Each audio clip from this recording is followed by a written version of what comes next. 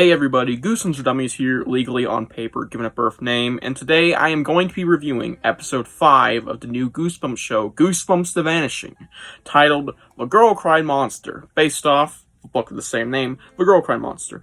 Only, I got that title wrong. It's actually called The Boy Who Cried Monster. Ugh! I'm so angry that they changed the gender. Oh, why I oughta... Yeah, it's not a big change. I could give less of a shit if CJ was a girl or a boy in the show. Either way, it's called The Boy Who Cried Monster. So, yeah. And this one is clearly based off that book and has some elements from it and is one of the more loosely but also more accurately adapted ones. In terms of story elements, it's more accurate. But in terms of characters, it's inaccurate, of course. But, yeah. Without further ado, let's just dive right into this one. Continue where we left off with Brewer in the military fort. Now, last time, Cece, Frankie, and Devin saw him leaving, but what happened right before? Well, in the room where the 4 kids went missing or vanished or probably died, Brewer was looking around and he's in a hazmat suit, not wanting to get whatever happened to him because he's, maybe has something to do with spores or plants. He's kind of aware of that by now.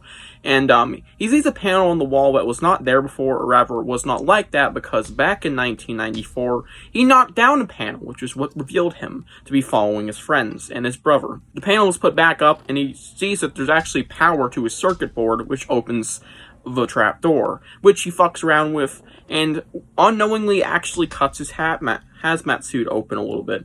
Which is not good, clearly, because when that fucking door opens, a bunch of spores and whatever pops right out, and he gets a blast of them, and he actually gets contaminated because, well, his suit's a little cut open, and he runs out.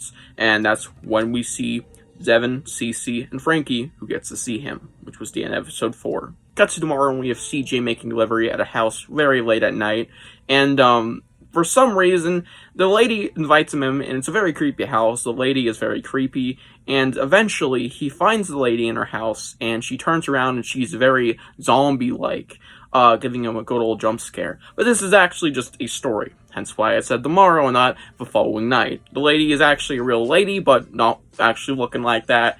And his mother scolds him for telling the sister that story, as well as not actually delivering that food properly and getting the money for it. He says he doesn't want to be delivery driver anymore, and he wants to be manager because he wants to give the store a more modern look, because CJ is a delivery driver at his mother's store.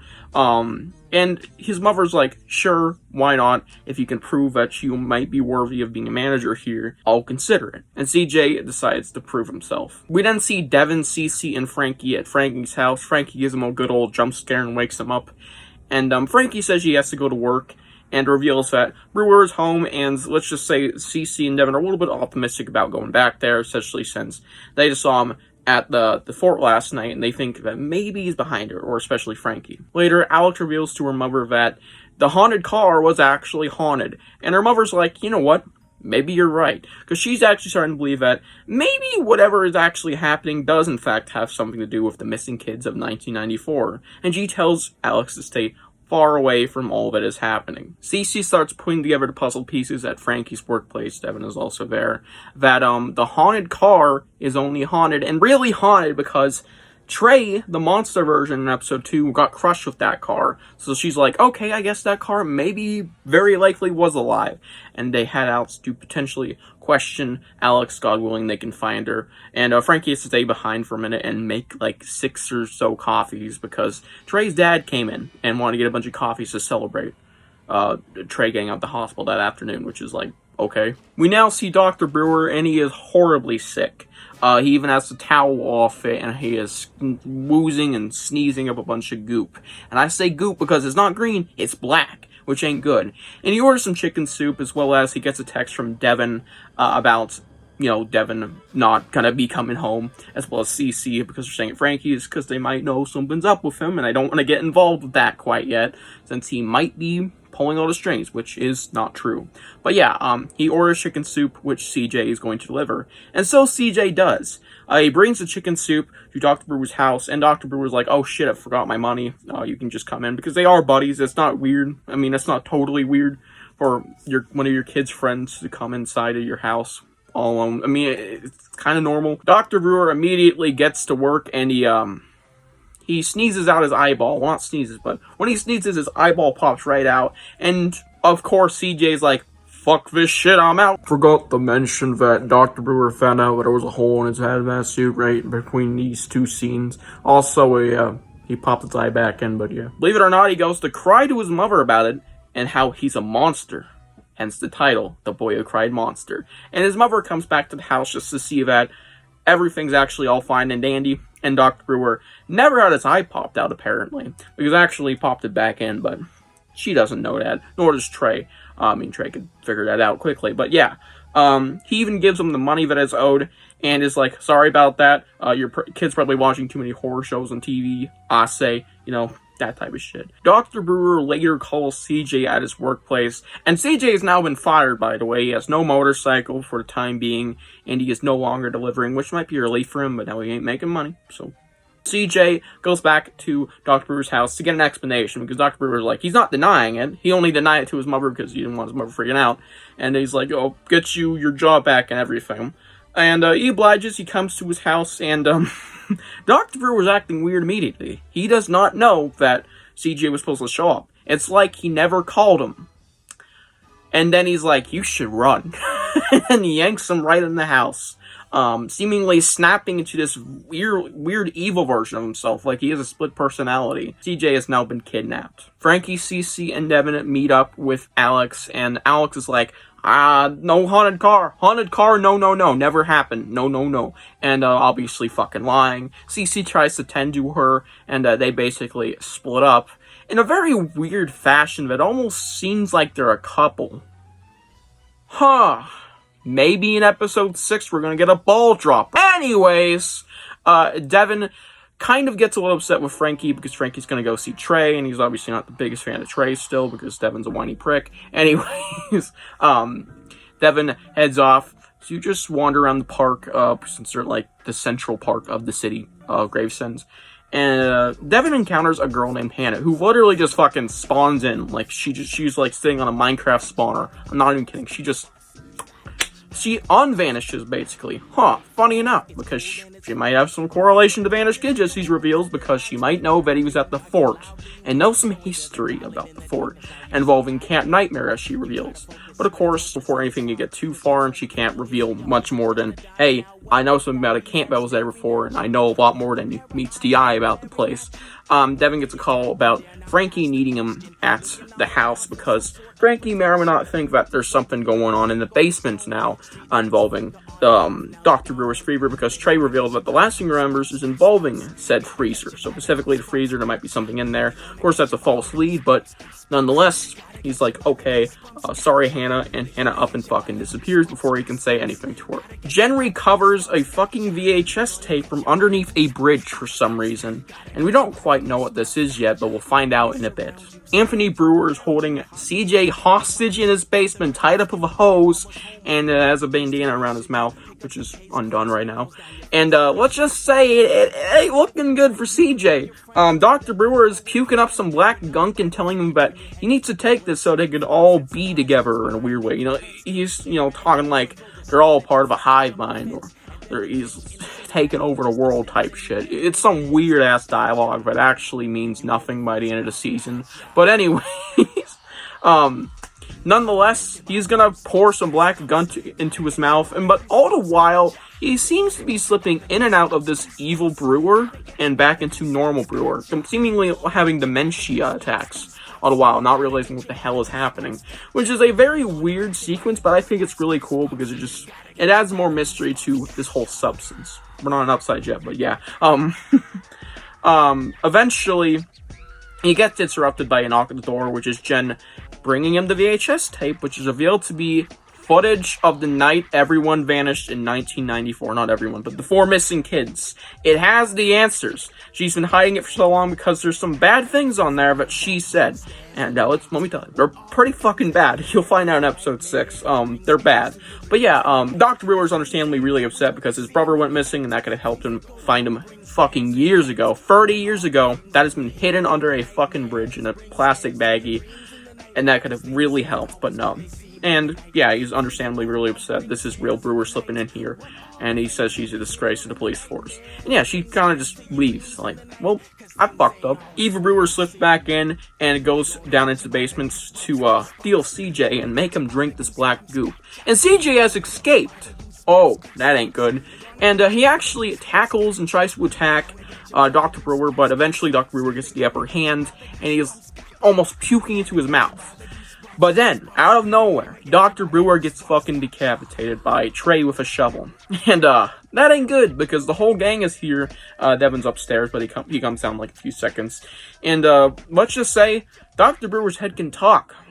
He's a very talkative fellow. And, they're kind of in a state of shock, and they just like, okay, we're not going to touch that head. We aren't even going to question it. We're going to get right the fuck out of here. Understandably so. And, yeah, they leave the head down in the basement, and they rescued Trey. Upstairs, Frankie accidentally reveals that she may or may not have killed Trey with Trey's car. To Trey. Yeah. Which Trey's, like, a little confused about, but nonetheless, he now knows what kind of happened that night. And as well as, CJ's like, okay, so there's a big threat apparently coming to us, revealed by Dr. Brewer. And, oh yeah, there's also this weird thing on the table. Well, I think this is what Jen brought by. The VHS. And, they're all like, we should fucking play this thing. Because it actually says Camp Nightmare on the side. Which Devin is like, that's the fort. So, yeah. They go to the retirement home where Devin and Cece's grandma, or Dr. Brewer's mom, is staying at. And, on the way, Alex stops by and is like, I kind of want to tag along, even though she just said she doesn't want anything to do with it, because, you know, it's a big revelation to the mystery, and her mom is on there. She wants to see. I have a weird feeling, but she really just wants to be with, Cece, you know. No reason at all. But yeah, whilst they're heading to the retirement home, we end the episode off with the mysterious lady from the hospital in episode 4 taking Dr. Brewer's head. Yeah, that's the end. Let's talk about what I liked and disliked. This is easily David Schwimmer's best performance in the whole show. I really like everything he brought to this episode, with being this weird slipping in and out of evil and normal mode in the basements and just generally in the second half, as well as this very dark sounding Anthony Brewer that is on the porch when CJ's mom pops by to question about the eyeball shit. As well as all that stuff happening and all the black goop and all of the insane stuff that happened with him in this episode, especially the head. That was pretty funny. David Schwimmer, his absolute best performance is in this episode, I'd say. And everybody else did a really good job. I think the story progression was pretty okay in here. It felt semi-like filler. Watchblood was actually a very filler episode and added next to nothing besides introducing a mysterious character, which was showing up in here and will lead into episode 6 very nicely.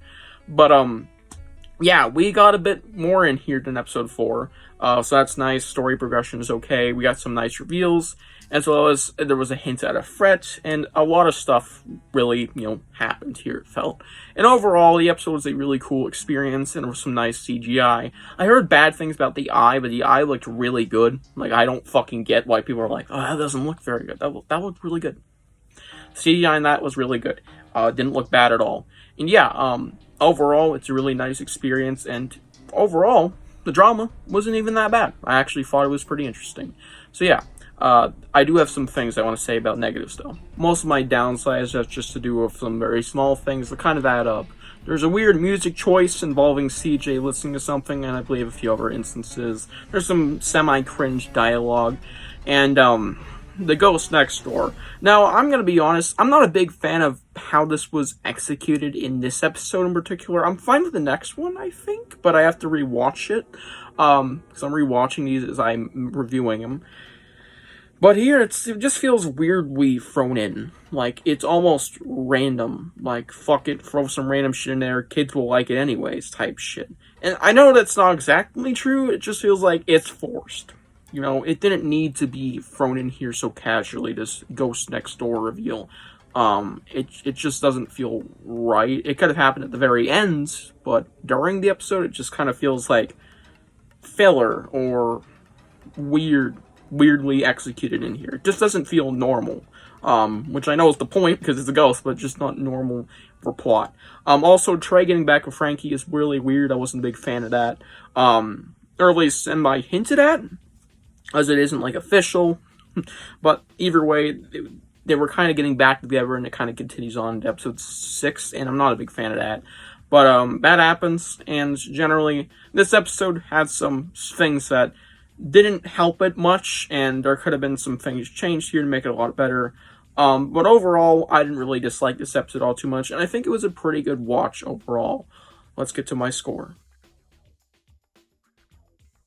I give this episode a 7.5 out of 10. I didn't think it was bad at all, but I didn't think it was very, very good. Definitely better than Monster Blood, but this is definitely one of the other more weaker episodes. But still, it was good, and I had a good time with it, and I really liked David Schwimmer's acting here, but of course it was kind of drowned out by some smaller ideas in here that I just didn't like and how things were thrown in here. But yeah, overall, fine watch. Hope you guys enjoyed this episode review, and see you guys in the next one for episode 6, easily the best episode of this season. I'll see you guys in the next one. Bye.